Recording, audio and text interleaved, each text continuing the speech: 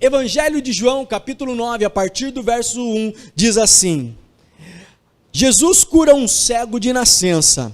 Ao passar, Jesus viu um cego de nascença. Seus discípulos lhe perguntaram: Mestre, quem pecou, este homem ou seus pais, para que ele nascesse cego?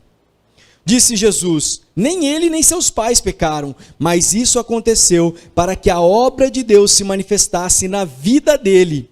Enquanto é dia, precisamos realizar a obra daquele que me enviou. A noite se aproxima, quando ninguém poderá trabalhar. Enquanto eu estou no mundo, eu sou a luz do mundo.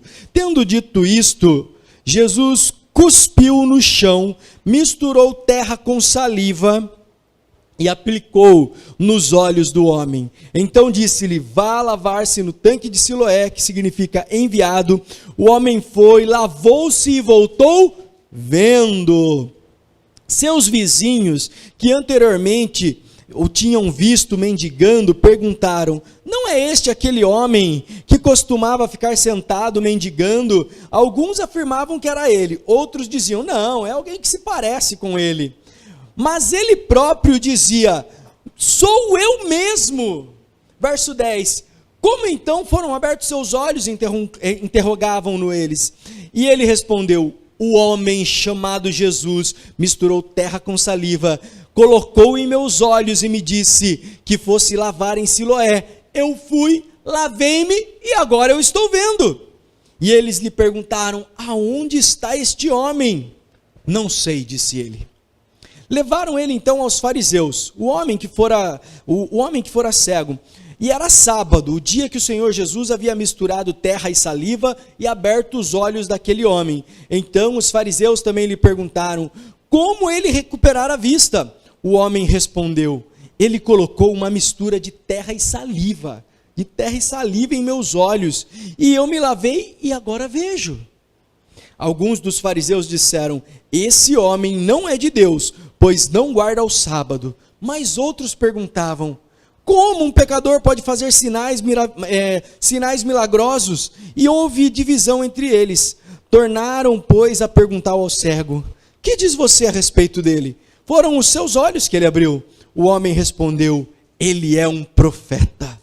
Os judeus não acreditavam que ele fora cego e que havia sido curado, enquanto mandaram buscar então seus pais e lhe perguntaram: este é seu filho, o qual vocês dizem que nasceu cego? Como é que ele pode ver agora? Responderam os pais: sabemos que ele é o nosso filho e que nasceu cego, mas não sabemos como é que ele pode ver agora, ou quem lhe abriu os olhos. Pergunte a ele, ele tem idade e ele falará por si mesmo. Seus pais disseram isso porque tinha medo dos judeus, pois estes já haviam decidido que se alguém confessasse que Jesus era o Cristo, seria expulso da sinagoga. Foi por isso que seus pais disseram: ele tem idade, vá lá e pergunta para ele. Pela segunda vez chamaram um homem que era cego e lhe disseram: para a glória de Deus, diga a verdade. Sabemos que esse homem é pecador. E ele respondeu: eu nem sei se ele é pecador ou não.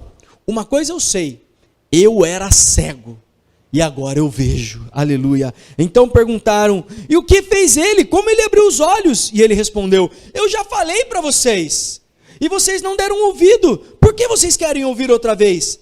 Acaso vocês também querem ser discípulos dele? Então o insultaram e disseram: discípulo dele é você. Nós somos discípulos de Moisés, sabemos que Deus falou com Moisés, mas quanto a esse, nem sabemos de onde ele vem. O homem respondeu: ora, isso é extraordinário, vocês não sabem de onde ele vem, contudo ele me abriu os olhos. Sabemos que Deus não ouve pecadores, mas ouve os homens que temem e praticam a sua vontade. Ninguém jamais ouviu que os olhos de um cego de nascença tivessem sido abertos. Se esse homem não fosse de Deus, não poderia fazer coisa alguma. Diante disso eles responderam: você nasceu cheio de pecado, como tem ousadia de nos ensinar? E o expulsaram da sinagoga. Somente até aí, feche os teus olhos. Senhor, nós lemos a Tua palavra e pedimos que o Senhor fale conosco nesta noite, com poder e grande glória, em nome de Jesus. Amém, amém, aleluia. Sente-se aí no seu lugar, meu amado. Você em casa, presta atenção. Nós estamos nessa jornada de 40 dias de milagres. Todos os cultos nós estamos ministrando sobre milagres, sobre curas extraordinárias, sobre provisão divina, os milagres que Jesus fez, os milagres que estão na Bíblia. Todos os dias tem um devocional no nosso Instagram, no nosso Facebook, para você estar lendo, estar se aperfeiçoando espiritualmente diante do Senhor. Todos os dias, nesses 40 dias, nós estamos acordando às 4h40 da manhã para buscar a face do Eterno, porque nós cremos que o nosso Deus faz milagres, amém? Jesus Cristo, Ele é o mesmo ontem, ou seja, o mesmo Jesus que curou aquele homem cego de nascença, Ele continua sendo esse mesmo Jesus hoje. Ele pode te curar, amém? Ele pode curar a tua vida, Ele pode fazer um milagre na tua casa. Esse mesmo Jesus que fez milagres ontem, faz hoje e vai continuar fazendo amanhã, porque Ele é Deus Todo-Poderoso, amém, amados? Ele é o Deus Todo-Poderoso. E nessa vibe, nessa linha de falar sobre milagres, lendo esse texto, lendo este milagre sobrenatural de Jesus sobre este homem que era cego de nascença, eu tirei algumas lições e eu quero compartilhar destas lições com você nesta noite, com você que está aqui na igreja, com você que está aí na sua casa. Preste muita atenção nestas lições que a gente tira aqui deste capítulo 9 do Evangelho de São Marcos, destas lições que nós tiramos da cura de um cego de nascença. Cura de um cego de nascença, aleluia. Sabe, irmãos, a primeira lição que eu encontro nesse texto, a primeira lição é: pare de achar culpados e foque na solução. Pare de achar culpados e foque na solução. Olha, quando eu olho esse texto, eu vejo que está Jesus andando, e os discípulos estavam junto com Jesus, os discípulos estavam caminhando com Jesus, e eles encontraram um problema. Eles encontraram uma dificuldade, eles encontraram uma pessoa ali que era cega, desde o nascimento. Essa pessoa era cega.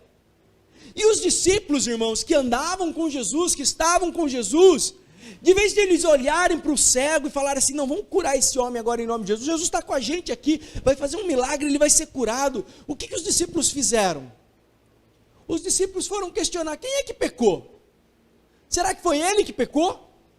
Será que foi ele que pecou para que ele nascesse cego?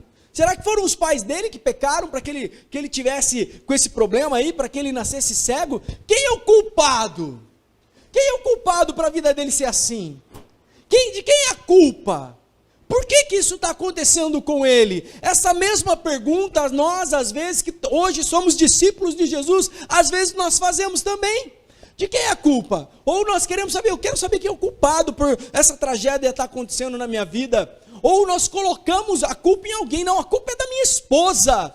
A culpa é da minha esposa, não, a culpa é do meu marido, a culpa é dos meus filhos, a culpa é dos meus pais que não me deram amor, a culpa é do Bolsonaro, a culpa é do Lula, a culpa é do Corinthians, do técnico, a culpa é do São Paulo, sabe? O pessoal vai colocando a culpa em todo mundo. Tem um ditado, né, que o pessoal usa muito: a culpa é minha, eu boto em quem eu quiser, né? A culpa é minha, eu boto em quem eu quiser. O problema, irmãos, é que se nós queremos viver um ambiente de milagres, se nós queremos viver um ambiente de sobrenatural de Deus, nós temos que parar de ficar procurando culpados. Nós temos que parar de ficar procurando de quem a culpa é desse, jogando a culpa nos outros, ou parar de ficar nos culpando. É importante você entender isso. Se você quer viver num ambiente de milagres, de sobrenatural de Deus, pare de achar culpado. Pare de ficar colocando o seu foco nos problemas, em quem causou o problema, em quem fez isso. Para, meu irmão, para. Pare de olhar para os culpados e comece a olhar para a solução. E a solução quem é? É Jesus. Amém? Jesus está aqui hoje, Jesus está aí na tua casa, Jesus está aqui com vocês, e aí Jesus está do teu lado, e aí você está passando por um problema, por uma dificuldade, o que você faz? De vez de olhar para Jesus e falar: Senhor, quem será que o miserável que fez isso para que eu estivesse passando por essa situação? A culpa é do fulano. A culpa é daquele cara que terminou comigo na adolescência. A mulher pode falar assim, porque eu era bonita, era linda, aí ele me largou e eu fiquei decepcionada. Por isso que hoje eu estou aqui e não tenho mais esperança. Fica jogando a culpa no passado. A culpa é da minha esposa que gasta demais. Eu falo para ela guardar o dinheiro, mas não, ela gasta. Ela não pode ver uma loja, uma vitrine que ela vai lá e compra. Ela pensa que eu sou banco. Olha lá, os irmãos falaram ali, ó. Olha lá, olha, tem gente fazendo assim, Deus, fala. O problema é que a gente fica olhando para o culpado. A culpa é dele, a culpa é dela. E quando você está olhando para os culpados, você não está olhando para a solução. Preste bem atenção nisso. Quando você está olhando para os culpados, você não está olhando para a solução. Aí a tendência é você viver no problema. Aí a tendência é você... Imagine o homem cego ali desde o nascimento. Desde o nascimento ele nunca enxergou na vida dele. Aí ele tem a oportunidade de passar ali alguém que pode solucionar o problema dele. Quem era? Jesus. Jesus estava ali. Os discípulos são seguidores de Jesus. Assim como nós, hoje nós somos discípulos de Jesus também, nós temos Jesus aqui do nosso lado. Aí quando nós nos deparamos diante do problema, de vez de nós invocarmos o nome de Jesus, nós ficamos querendo achar quem é o culpado. Quem é o culpado? Não estou dizendo que não é importante você entender de quem é a culpa, sabe? A gente não pode ficar alheio também às responsabilidades. Existem problemas que são verdadeiramente causados por culpa de alguém ou por culpa nossa mesmo. Mas quando isso acontece, nós reconhecemos isso, entendemos isso. Aconteceu, olha, fulano de tal foi lá e fez isso. Não aconteceu, você vai conseguir mudar agora? Não vai. Você não vai conseguir mudar. Para de olhar para fulano de tal. Começa a olhar para Jesus que pode solucionar o problema. Começa a olhar para Jesus que pode fazer milagres. Às vezes a culpa é nossa. É verdade, não, porque eu pequei, eu fiz isso no passado, eu fiz isso, aquilo. Às vezes a pessoa, olha que interessante, irmãos. Quando você aceita Jesus, deixa eu tomar uma água aqui. Quando você confessa Jesus como seu único e suficiente Salvador, aí você confessa os seus pecados e fala, Jesus, me perdoa por causa disso que eu cometi, me perdoa por causa disso que eu fiz. Me perdoa por causa disso que eu fiz no passado, por causa disso que eu fiz ontem, por causa desse pecado que eu cometi. Aí você pede perdão a Deus de coração, você está arrependido, amém? Você está arrependido, você pediu perdão para Deus. Sabe o que Deus fez? Deus te perdoou. Ele fala, filho, eu te perdoei, claro que eu te perdoei. Uma gota do sangue do meu filho Jesus sobre a tua vida, te purificando de todo pecado. De todo pecado. Você está limpo, você está salvo, você está sarado agora em nome de Jesus. Vá e não peques mais. Mas aí o diabo fica acusando você, porque o diabo é o acusador.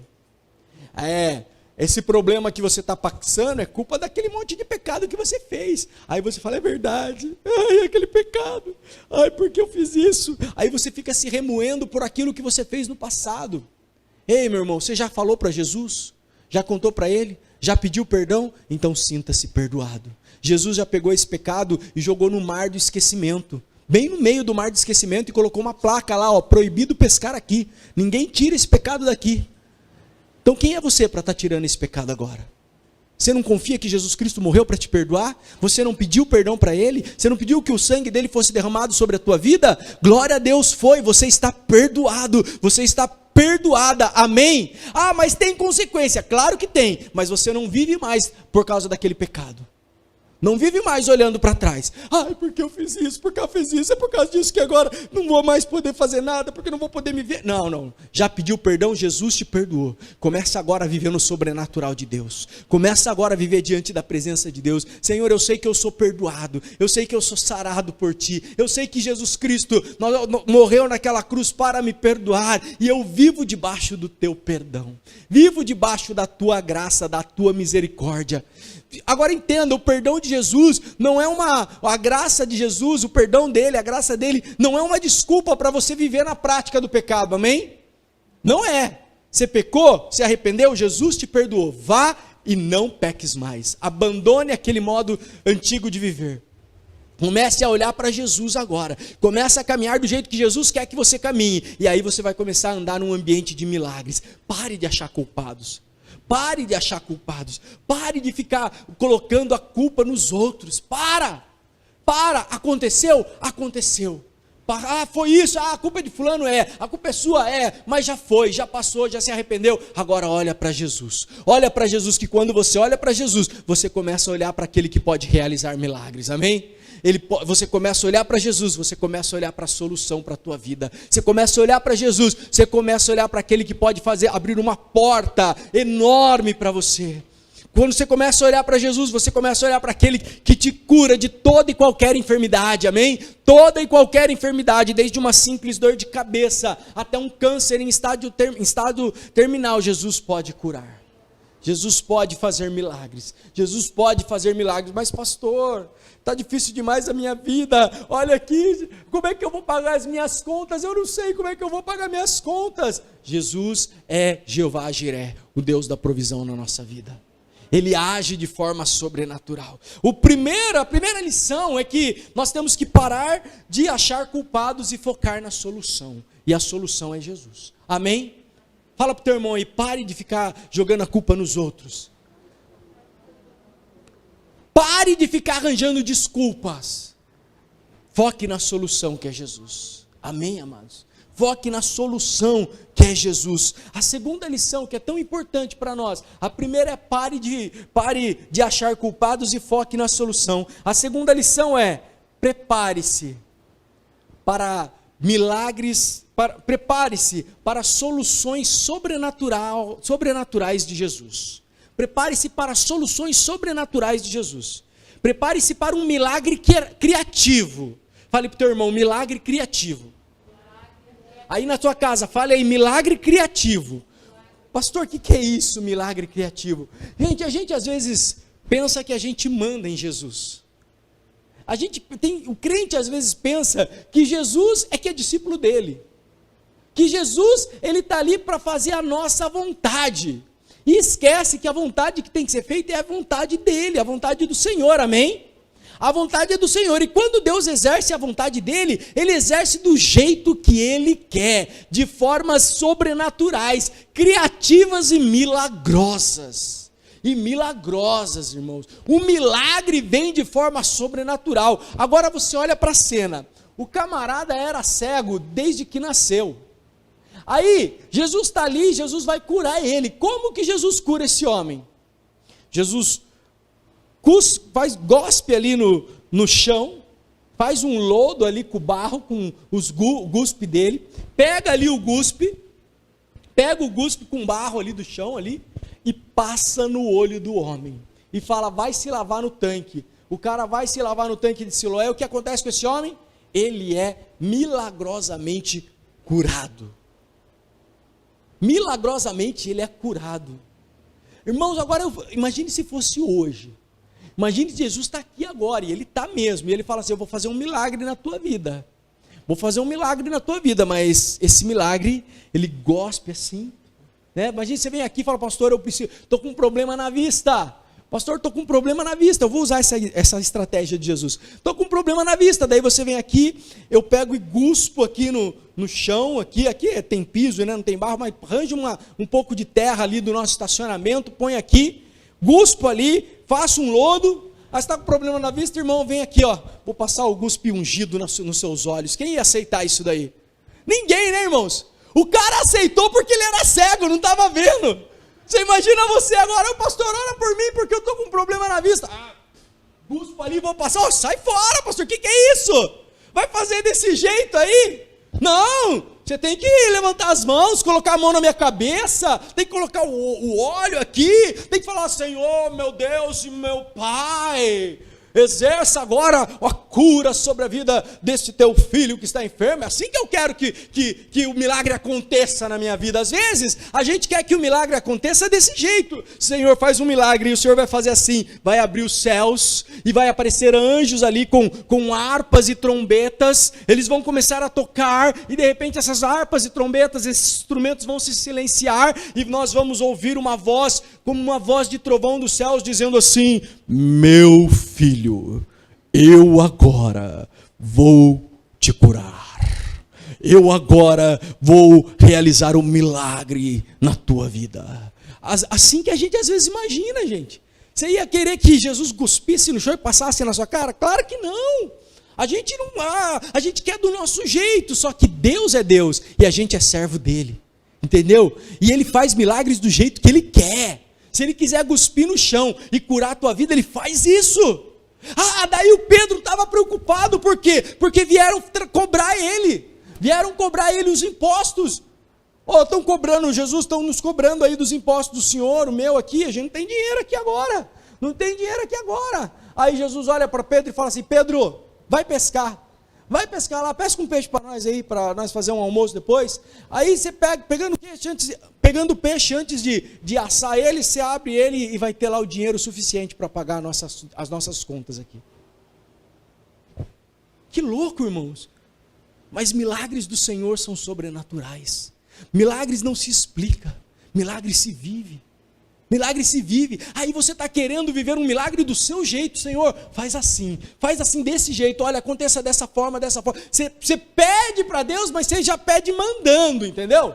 Deus, Jesus, eu quero um milagre, mas o Senhor vai fazer desse jeito. O Senhor vai tocar no coração daquele fulano lá, que tem bastante dinheiro, e ele vai trazer aqui para mim. Ô Jesus, você vai fazer dessa forma aqui, vai colocar, vai fazer isso. E a gente fica mandando Jesus fazer do jeito que a gente quer, né? Quantas vezes não faz isso? Quantas vezes a gente acaba não fazendo isso? Olha, irmãos, quando você ora por milagres, você tem que colocar diante de Deus e acreditar na divina providência e esperar um milagre sobrenatural, um milagre criativo na tua vida. Um milagre criativo não vai ser do jeito que você quer, não. Não é do jeito que você quer, é do jeito que Deus quer. E sabe por que é do jeito que Deus quer? Porque quando é do jeito que você quer, você acaba ficando com a glória. Eu sabia que ia ser assim. Sabia. Eu sabia. Eu dei umas dicas para Deus ainda, para como ele deveria fazer. Porque acho que ele não sabe direito fazer as coisas. Então eu dou umas dicas para ele de como fazer milagre. Não, irmãos, Deus vem e faz e age de forma sobrenatural.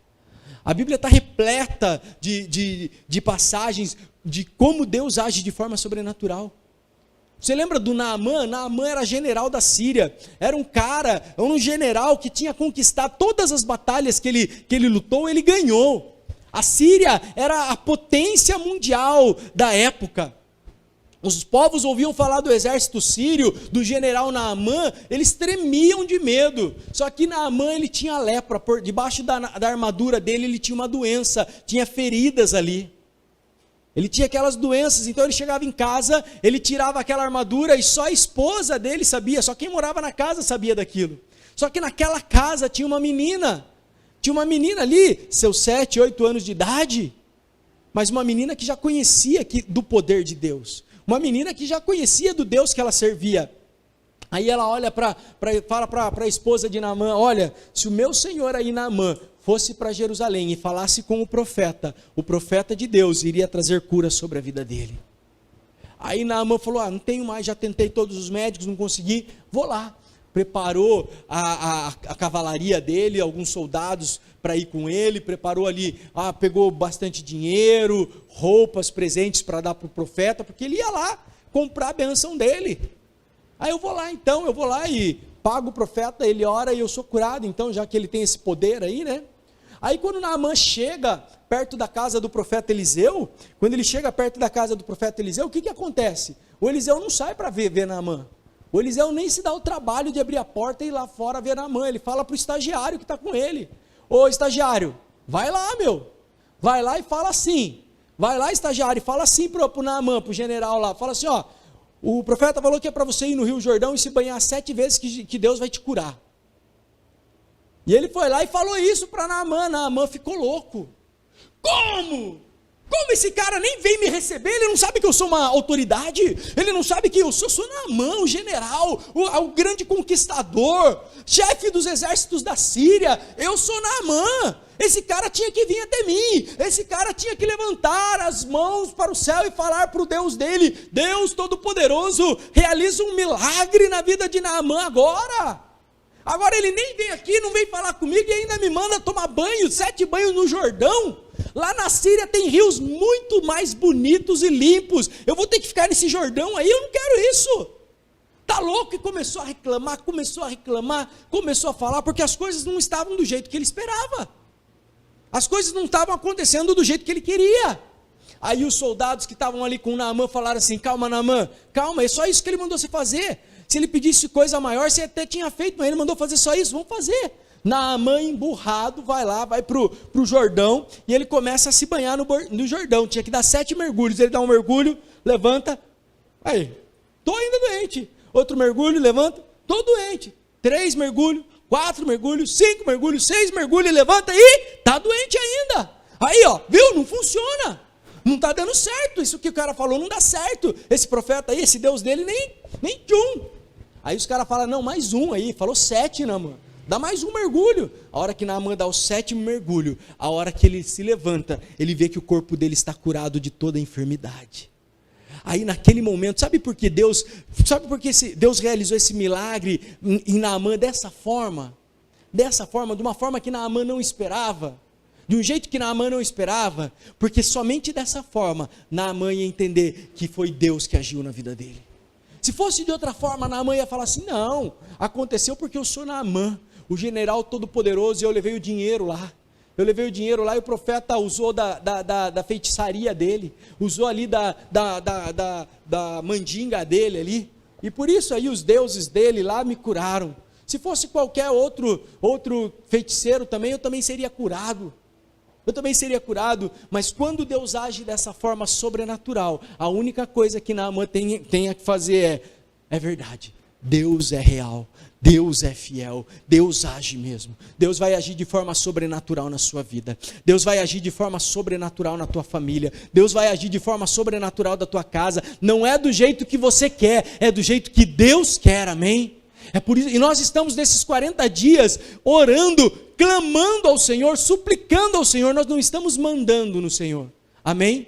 Nós oramos e suplicamos, nós clamamos. Clamar e suplicar é se colocar de joelhos, é se colocar debaixo da autoridade daquele a quem você suplica. É você falar: eu creio que o Senhor é autoridade sobre a minha vida e que o Senhor pode realizar um milagre em mim. Por isso eu suplico a tua bênção, eu clamo para que o Senhor derrame sobre mim da tua glória, da tua graça e da tua misericórdia. É isso que nós fazemos. Se você vai numa igreja e fala assim: nós vamos orar e Deus vai ter que fazer, saia dessa igreja, porque uma igreja que o membro manda em Deus, o Deus dele é muito fraco.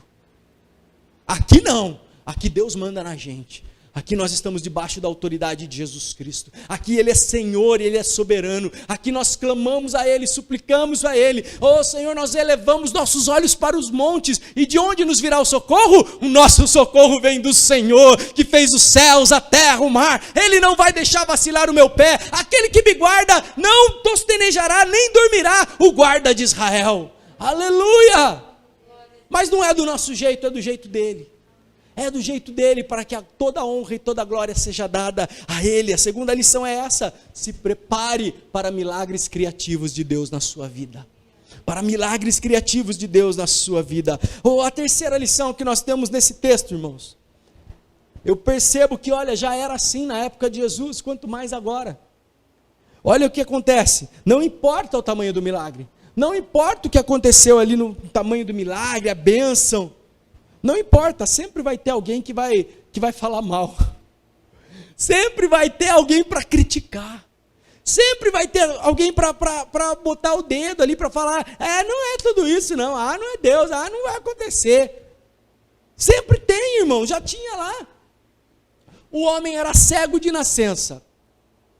Nunca tinha enxergado na vida dele, de repente, de uma forma milagrosa, sobrenatural, e diga-se de passagem, até um pouco nojenta, que Jesus cuspiu ali, passou no olho do cara, mas aquele cara agora estava vendo, não interessa da forma que foi. Jesus curou ele, agora ele estava vendo. Aí as pessoas levaram ele aonde? Na igreja, aonde estão os religiosos, aonde estão os crentes. E levaram ele lá para os fariseus. Os fariseus eram os religiosos da época.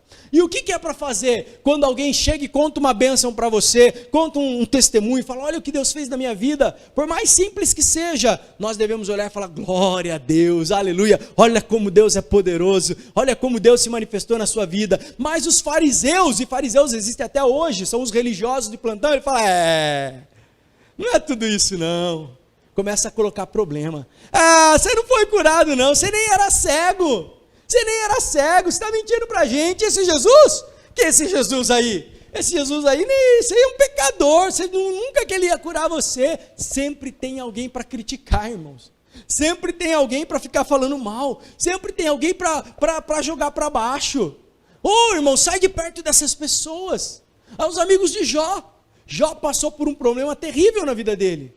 Jó em um dia perdeu 10 filhos, irmãos. Todos os filhos que ele tinha, 10 filhos. Nós atendemos pessoas, graças a Deus eu tenho aqui meus filhos, estão aqui hoje para a glória de Jesus, é alegria no meu coração. Mas eu conheço pessoas que perderam, tiveram que enterrar um filho, ou 2, e sentem a dor até hoje, é terrível. É uma dor inenarrável. Só o Espírito Santo para confortar e consolar. Jó perdeu todos os filhos dele de uma vez só. Além de perder os filhos dele, pegou fogo na casa, roubaram todos os bens dele, ele ficou pobre num dia, no mesmo dia morrem os filhos e ele fica pobre.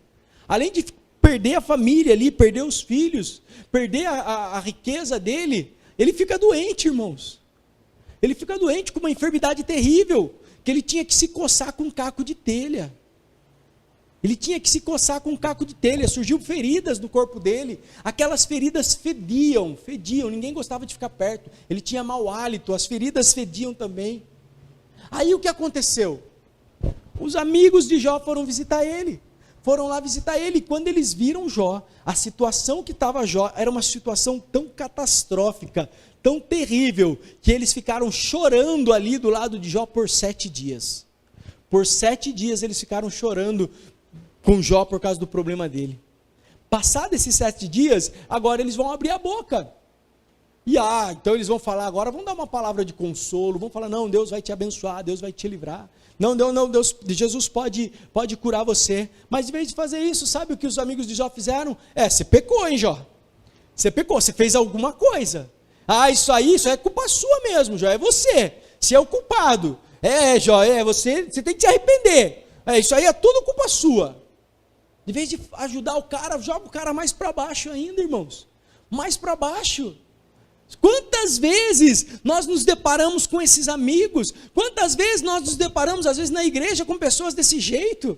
Que ao invés de alegrar com a gente com a bênção, começa a colocar defeito.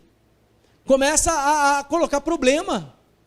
Olha, sai de perto dessas pessoas, sai de perto de pessoas negativas, irmãos. Pare de andar com pessoas que veem defeito em tudo, pessoas que olham para o copo e falam, tá meio cheio? Não, tá meio vazio isso aí. Eu consegui um emprego, mas só vai ganhar isso? Só vai ganhar isso? Sei lá, né? Nem ia se fosse você. Não, olha, Jesus, aí, olha, desencalhei, achei um namorado, vou casar. Mas é bem feinho ele, né? E ainda bota ele. Em vez de se alegrar com a pessoa, o milagre dos céus acontecendo ali, a pessoa só bota defeito. Só, irmãos, e sabe o que é pior? Às vezes nós somos essa pessoa. Isso é pior, irmãos.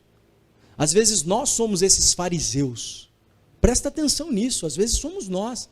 Às vezes alguém vem com tanta alegria contar para a gente um testemunho, contar para a gente um milagre, e de vez de nós nos alegrarmos com os que se alegram, a gente fala, já vi coisas melhores. Com indiferença. Não seja assim, irmãos. Não seja assim. Entenda que existem pessoas assim, existem mesmo. O que você vai fazer? Não vai fazer nada. Deixa Deus agir na vida deles. Sai de perto de pessoas assim, começa a andar com pessoas que entendem de milagres também, que acreditam no sobrenatural de Deus, e você vai andando com essas pessoas, sabe o que vai acontecer? Você vai andar de glória em glória, de vitória em vitória. Aleluia! Aleluia! Sempre tem alguém para pôr defeito, mas que nós não sejamos dessas pessoas. Ande com pessoas de fé, com pessoas que entendam que Deus age de forma sobrenatural. Ande com pessoas que sabem que Jesus é poderoso para fazer coisas incríveis, do jeito que Ele quiser. Eu estou passando por um problema tão difícil. Eu vou pedir oração para os meus irmãos, daí pede oração para aquela pessoa que fala, isso aí nem Deus resolve. Não, irmãos, não pede oração para esse tipo de gente, não. Pede oração para nós aqui, porque nós acreditamos que Jesus faz o sobrenatural.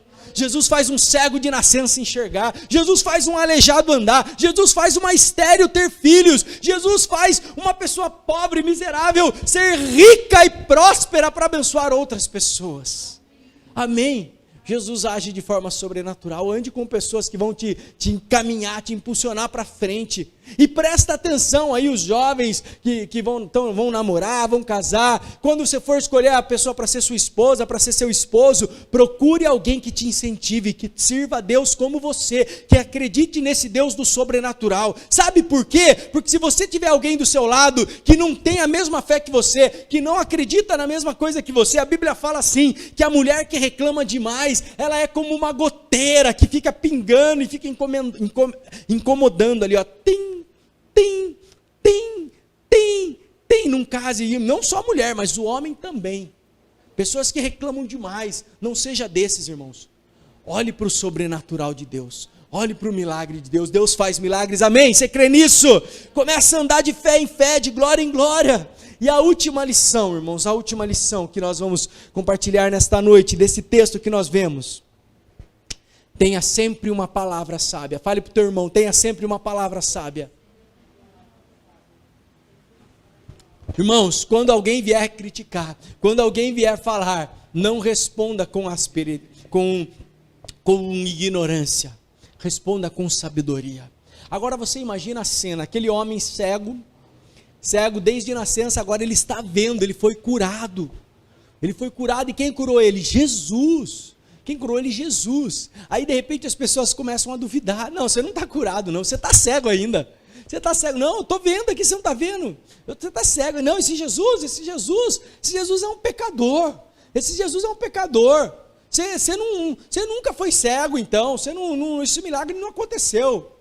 Esse Jesus não pode fazer essas coisas. O que esse homem responde? Ele olha para os fariseus e fala assim, olha, quem é Jesus eu não sei, porque eu nem vi ele. Eu encontrei com ele aqui, eu vi ele tocou em mim, colocou o barro com guspe na minha cara e eu fui me lavar para Siloé. Eu ainda era cego quando eu fui para o tanque de Siloé. Eu saí de lá curado, mas eu não sei, eu não vi Jesus, eu não sei quem é ele, eu sei que ele me curou. E outra, eu sei que eu era cego, mas agora eu vejo. E deixa eu falar para vocês outra coisa. Bom, nunca na história, ouviu falar que um cego de nascença foi curado. E eu fui. Nós sabemos que Deus não ouve pecador, mas Ele ouve aqueles que o temem e o que obedecem. Então, para esse Jesus, para eu ser curado pela palavra desse Jesus, se Deus ouviu a voz desse Jesus e eu fui curado, é porque esse Jesus é de Deus. No mínimo, ele é um profeta. Esse homem responde com autoridade. Esse homem responde com sabedoria. Esse homem glorifica Jesus. Sabe, quando alguém vier questionar você do milagre, vier questionar você de qualquer coisa, sempre glorifique a Deus. Uma resposta sábia é uma resposta que glorifica o nome de Jesus. Uma resposta sábia é uma resposta que você diz para a pessoa assim, olha, é estranho mesmo, é complicado mesmo, assim, ó, é um cuspe aí que foi colocado, é uma maneira sobrenatural, mas é Deus na minha vida, e eu o louvo porque Ele realizou o milagre, e Ele vai continuar realizando. Uma resposta sábia é uma resposta que edifica e que glorifica o nome de Jesus. Não perca a oportunidade de glorificar o nome de Deus com as bênçãos que vêm sobre a sua vida. Amém? Testemunho é algo que todo cristão tem que dar. Todo cristão tem que dar. O que aconteceu na sua vida? Qual o milagre que aconteceu? Testemunhe para a honra e glória do Senhor. Para que todas as pessoas saibam quem é o Deus que age na tua vida. Conta-o. Agora está vendendo aquele chá seca a barriga, né, irmãos? Todo mundo viu aí nas redes sociais. Chá seca a barriga. Aí, o que tem a foto do chá seca a barriga lá? É a foto do antes e depois, não é assim? A pessoa ali com uns quilinhos a mais, depois a pessoa ali mais magra. Antes e depois. Na vida do crente você tem que ter essas fotos. Antes e depois. Você tem que falar sobre o antes e depois. Antes eu era assim, ó. Sabe, uma pessoa que vivia em desgraça, que vivia na pobreza, que vivia na miséria, doente, enfermo, com uma família destruída, mas agora eu ando com Jesus, e Jesus fez um milagre na minha casa, Jesus fez um milagre na minha vida. O antes e o depois faz toda a diferença. O meu viver agora é Cristo, e se eu morrer é até lucro, porque Jesus habita em mim. Tenha sempre respostas sábias, tenha sempre respostas que edificam, conte o testemunho, glorifique o nome do Senhor. Se coloca de pé no seu lugar.